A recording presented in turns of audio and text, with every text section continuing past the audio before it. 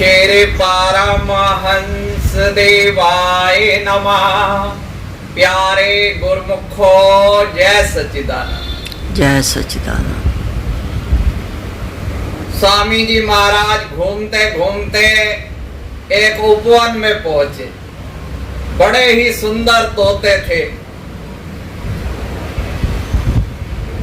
गोस्वामी तुलसीदास जी ने कहा है, संत हृदय नवनीत समाना,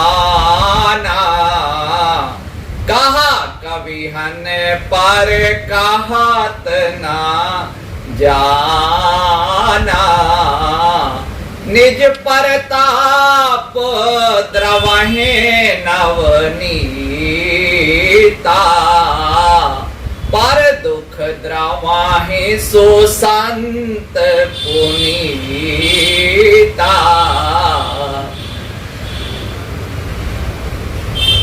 गोस्वामी दास जी ने कहा कि कवियों ने संतों का हृदय मक्खन के समान कोमल बताया है, पर ये उपमा सही नहीं बैठती, क्योंकि मक्खन पर तो जब स्वयं ताप आता है तब वो पिघलता है, और संत जो दूसरों को दुख में विपदा में देखते हैं तो उनका हृदय द्रवित हो उठता है।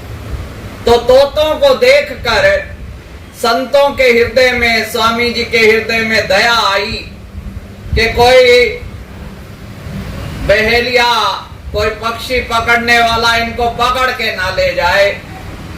उन्होंने किसी प्रकार से एक तोते को पकड़ा और आश्रम में अपने पास एक पिंजरे में रख लिया। दुनिया की कैद से बचने के लिए संतों की कैद में आना जरूरी है। उन्होंने रोज उसे प्रशिक्षण देना शुरू कर दिया। तोते के अंदर ये खूबी होती है कि जो उसे सिखाया जाए वही बोलने लगता है। तो संतों ने सिखाया, शिकारी आएगा, जाल बिछाएगा, दाना डालेगा, हमको फंसाएगा, पर हम नहीं फंसेंगे। कुछ दिनों के प्रशिक्षण के बाद तोता भी यही बोलने लगा। तो संतों ने उस तोते को जाके बगीचे में जो बाकी तोते थे उनके बीच में छोड़ दिया। अब वो अपनी नई बोली बोलने लगा, तो दूसरे तोते भी उसके साथ कुछ दिनों के अंदर वही,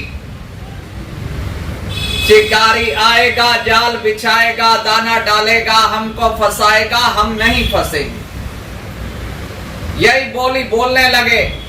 संतों ने कहा कि अगर इस वाणी पे ये अमल भी करेंगे तो ये बच जाएंगे। तो 2 दिन बाद शिकारी आया, उसने जाल बिछाया, और जब तोतों की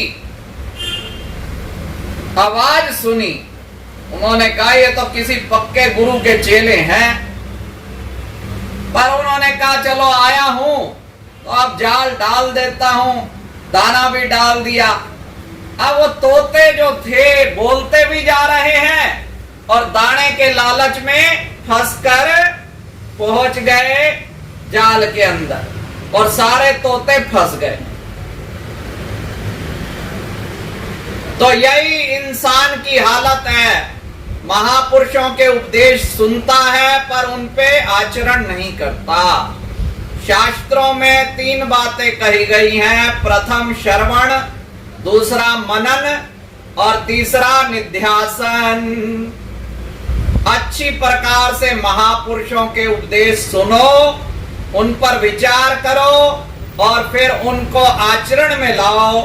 जब आचरण में लाएंगे तो हमारा जीवन सुधरेगा, तभी उपदेशों का वास्तविक लाभ हमें प्राप्त होगा। श्री परमहंस शरणं गच्छामि।